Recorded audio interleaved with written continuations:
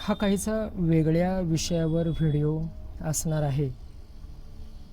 आता तुमच्या कमेंट वाचत असताना बऱ्याचदा मला असे सुद्धा प्रश्न विचारले जातात, ज्याच्यामध्ये लिहिलेलं असतं की हे सगळं धादांत खोटं आहे किंवा अंधश्रद्धा निर्मूलन समितीने ह्याच्यावर कायदेसुद्धा बनवलेले आहेत.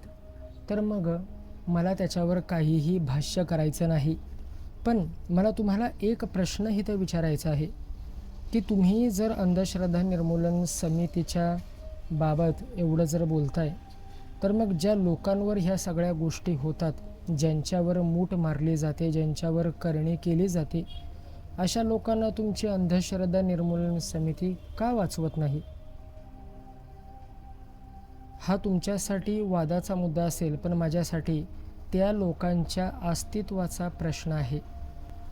त्या लोकांच्या अस्तित्वाचा प्रश्न आहे. ज्या लोकांना याबद्दल जरा देखील ज्ञान नाही, त्या लोकांना ज्ञान देण्याचं काम मी ह्या व्हिडिओच्या माध्यमातून करत असतो. त्यांना त्यांच्या कुळदेवतेकडं पुन्हा नेण्याचं काम मी ह्या व्हिडिओच्या माध्यमातून करत असतो. आणि त्यासाठी मग ह्या उपायांना किंवा ह्या विधींना कोणी अंधश्रद्धा जरी म्हटलं तरी मला त्याचं काहीही घेणं नाही.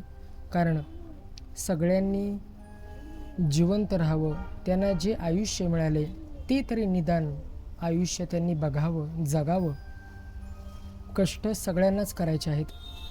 आम्हीसुद्धा कष्टासाठी दिवसरात्र झटतो. पोटाला 2 वेळची भाकरी मिळविण्यासाठी नोकरी मलासुद्धा करावी लागते. पण या अशा वाईट माणसांचा त्रास जेव्हा आपल्याला होतो किंवा एखादी बाहेरची शक्ती ज्या वेळेला आपल्या मागं लागून येते, त्यावेळेला ह्यांना कुठंतरी थांबवणं हे गरजेचं असतं. आणि मग हे कसं थांबवायचं, तर त्याच्यासाठी बरेच उपाय, बऱ्याच विधी आपल्या प्राचीन शास्त्रामध्ये सांगितलेले आहेत. पण सगळ्यात मोठा आणि महत्त्वाचा उपाय म्हणजे तुम्ही ज्या कुळातले आहात त्या कुळातल्या स्वामींना, म्हणजे तुमच्या ग्रामदेवतेला, तुमच्या कुळदेवतेला न विसरून जाता त्यांच्या हाताला हात धरून त्यांच्या मागून चालणं. त्रास होत असताना प्रत्येक माणसाचा विश्वास देवावरनं उडतो, पण तोच विश्वास पुन्हा निर्माण करण्याचा प्रयत्न मी हितून करत असतो. आणि त्यामुळं त्यांना कुठंतरी जगण्याची आशा मिळते, कुठंतरी त्यांना यश मिळतं.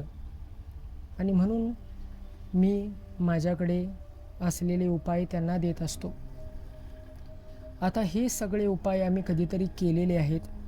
लहान वयापासूनच जेव्हा मला साक्षात्कार झाला आणि आम्ही ह्या सगळ्या गोष्टी करायला, वापरायला सुरुवात केली, तेव्हापासून मग हे बाहेरच्या लोकांना ह्याची मदत मिळावी किंवा ह्याची गरज आहे, म्हणून मग आम्ही हे व्हिडिओ अपलोड करायला सुरुवात केली. आता इथे जे खरोखरच त्रासलेले आहेत, जे त्रासात आहेत, त्यांना मदत करण्याचा हेतू आहे.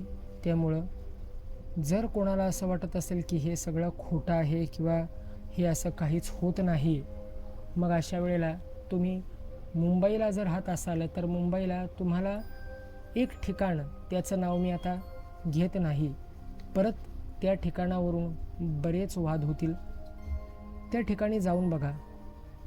झपाटलेली व्यक्ती आणि अंगात आलेली व्यक्ती, तिथं काय त्यांचा गोंधळ असतो आणि ती झपाटलेली व्यक्ती कशा प्रकारे बांधून ठेवतात, हे तुमच्या डोळ्यानं बघितल्यानंतर तुम्हाला तिथं कळून जाईल. मी कोणत्या देवस्थानाचं नाव सांगत आहे हे ज्या साधकांना कळालं असेल त्यांनी व्हिडिओच्या खाली कमेंटमध्ये त्या ठिकाणाचं नाव मेन्शन करा. तर इथं विषय फारच गंभीर आहे. तुमच्या सगळ्यांच्या कमेंटला मी वाचत असतो आणि तुमच्या कमेंटला शक्य होईल तितकं रिस्पॉन्स देण्याचं काम माझं असतं आणि ते मी करत असतो.